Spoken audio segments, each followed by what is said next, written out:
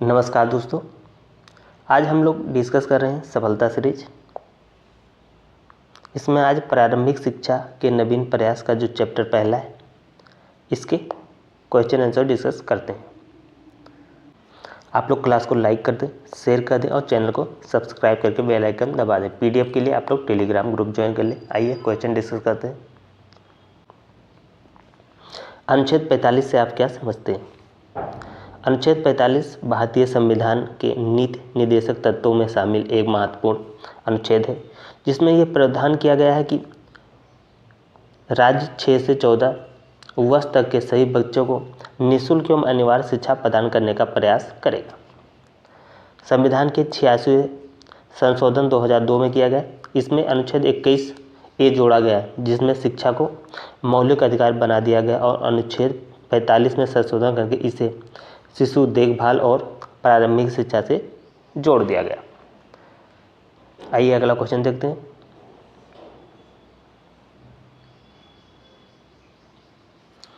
हिंदी भाषा का प्रचार प्रसार किस अनुच्छेद में है? अनुच्छेद 351 में हिंदी भाषा के प्रचार प्रसार का प्रावधान किया गया है। इसके अनुसार राज्य हिंदी भाषा के विकास, उसकी समृद्धि, वैज्ञानिक तकनीक, शब्दावली जोड़ने का प्रयास करेगा ताकि यह भारत की अखिल भारतीय भाषा के रूप में उन्नत हो सके। अगला, बाल अधिकार के 2 उद्देश्य बताने हैं। बाल अधिकार का मुख्य उद्देश्य बच्चों का सर्वांगीण विकास, उन्हें सुरक्षित, स्वस्थ, शिक्षित एवं आत्मनिर्भर नागरिक बनाने पर केंद्रित। इसके जो मुख्य 2 उद्देश्य हैं, तो पहला हो जाएगा बच्चों को शोषण, हिंसा और देखभाल से मुक्त जीवन प्रदान करना ताकि वे सुरक्षित और गरिमापूर्ण जीवन जी सके। अगला, शिक्षा, स्वास्थ्य और पोषण की उचित व्यवस्था करना ताकि बच्चों का शारीरिक, मानसिक और स्वस्थ रहकर विकास को आगे बढ़ सके।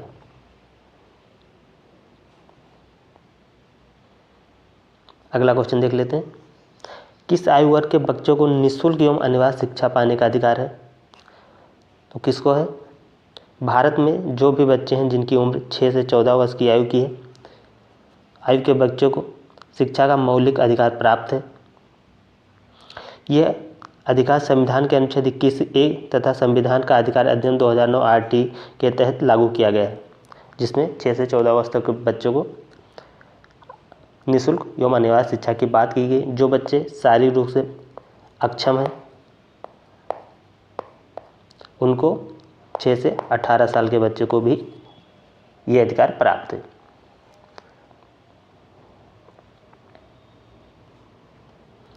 अगला क्वेश्चन, शिक्षा का अधिकार अधिनियम के एक उद्देश्य को लिखिए। शिक्षा का जो अधिकार अधिनियम RT 2009 का मुख्य जो उद्देश्य है, प्रत्येक बच्चे को निःशुल्क, अनिवार्य, समानता और गुणवत्तापूर्ण जो शिक्षा उपलब्ध कराना ताकि कोई भी बच्चा शिक्षा से वंचित न रह सके, सबको शिक्षा मिल सके।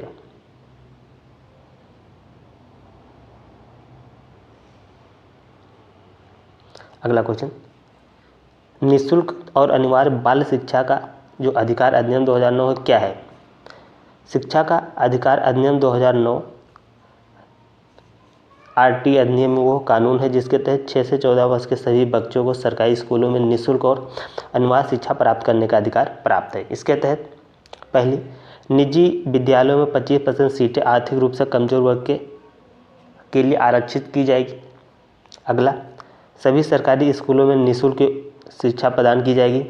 अगला, बच्चों से किसी भी प्रकार की फीस या दान नहीं लिया जाएगा। अगला, शिक्षकों की गुणवत्ता और स्कूल की बुनियादी सुविधाओं को सुनिश्चित किया जाएगा।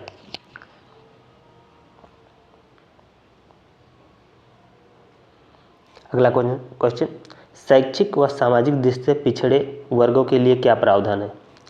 तो क्या प्रावधान है देख लेते हैं। पहला, शिक्षा में आरक्षण जैसे SC हो गया, ST, OBC एवं आर्थिक रूप से कमजोर वर्ग के लिए छात्रवृत्ति का भी प्रावधान है, छात्रवृत्ति और आर्थिक सहायता दी जाएगी। अगला, मध्याह्न भोजन योजना, मिड डे मील योजना, जिसमें कमजोर वर्ग के बच्चों को स्कूल छोड़ने की दर कम हो, मध्याह्न भोजन योजना शुरू की गई, क्योंकि इससे क्या होता है कि पोषण, जिन बच्चों को आर्थिक समस्या होती, जो पोषण बच्चे नहीं ले पाते, उनकी व्यवस्था की जाएगी कि वो विद्यालय में आए और उनको वहाँ पे पोषण की सुविधाएं उपलब्ध कराई जाएगी। अगला, विशेष प्रशिक्षण कार्यक्रम जैसे स्कूल छोड़ चुके बच्चों को फिर से मुख्यधारा में जोड़ा जा सके, उन्हें शिक्षा दी जा सके।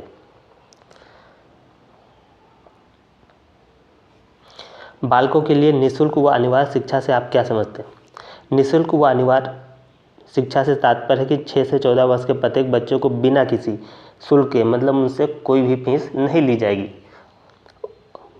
और उन बच्चों को गुणवत्तापूर्ण प्राथमिक शिक्षा प्राप्त करने का अधिकार हो। पहला, निःशुल्क का अर्थ है किसी भी सरकारी विद्यालय में कोई भी शुल्क नहीं लिया जाएगा।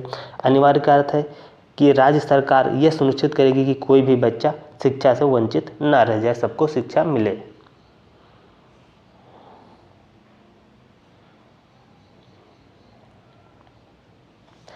बाल अधिकार से आप क्या समझते हैं? बाल अधिकार वह मौलिक अधिकार हैं जो बच्चों को संरक्षण, विकास और कल्याण को सुनिश्चित करते हैं। इनमें से मुख्य हैं जैसे शिक्षा का अधिकार, जीवन और स्वास्थ्य का अधिकार, संरक्षण का अधिकार जैसे बाल श्रम शोषण से बचाव, समानता का अधिकार जैसे धर्म, जाति, लिंग आदि के आधार पर कोई भेदभाव ना हो सके बच्चों के साथ।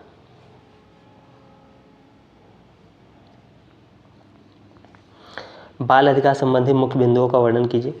इस 4 भागों में बांटा गया है। पहला, जीवन जीने का अधिकार, बच्चों को पर्याप्त भोजन मिल सके, पानी मिले, स्वास्थ्य और आश्रय प्राप्त हो सके। अगला, आर्थिक विकास, बच्चों को शिक्षा, खेल और मानसिक व शारीरिक विकास के लिए उचित संसाधन उसको उपलब्ध कराया जा सके। अगला, संरक्षण का अधिकार, बच्चों को बाल श्रम, घरेलू हिंसा, शोषण और तस्करी आदि से भी बचाया जा सके। अगला, सहभागिता का अधिकार, बच्चों को समाज और परिवार में अपने विचार रखने और निर्णय लेने का अधिकार भी मिलना हो चाहिए या उनको ये अधिकार मिले।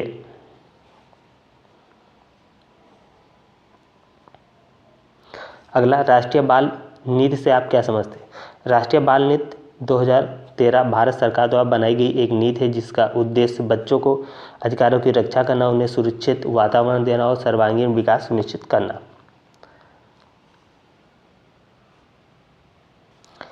बाल अधिकारों के संरक्षण से आप क्या समझते हैं? बाल अधिकार के संरक्षण यानी बच्चों को श्रम, शोषण, हिंसा और भेदभाव से बचाना तथा उनके स्वास्थ्य, शिक्षा और समुचित विकास को सुनिश्चित करना। इसके लिए विभिन्न योजनाएं चलाई गई हैं, नियम लागू किए हैं जैसे बाल श्रम निषेध अधिनियम 1986, पॉस्को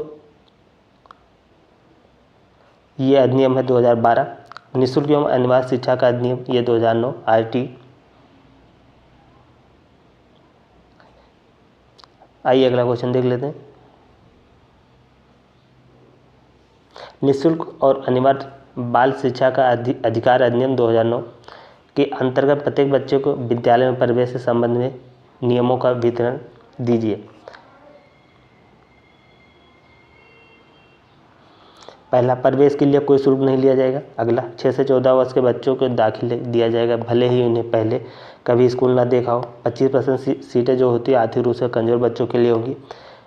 बच्चों को विद्यालय में सभी आवश्यक सुविधाएं उपलब्ध होंगी, उन्हें शौचालय की व्यवस्था होगी, पीने के पानी की, पुस्तकें, खेलकूद आदि की व्यवस्थाएं विद्यालय में होंगी। बच्चों को किसी भी आधार पर प्रवेश से वंचित नहीं किया जाएगा, उनके जाति, धर्म, लिंग आदि आर्थिक आधार पर उन्हें भेदभाव नहीं किया जाएगा, उनको सबको एडमिशन दिया जाएगा।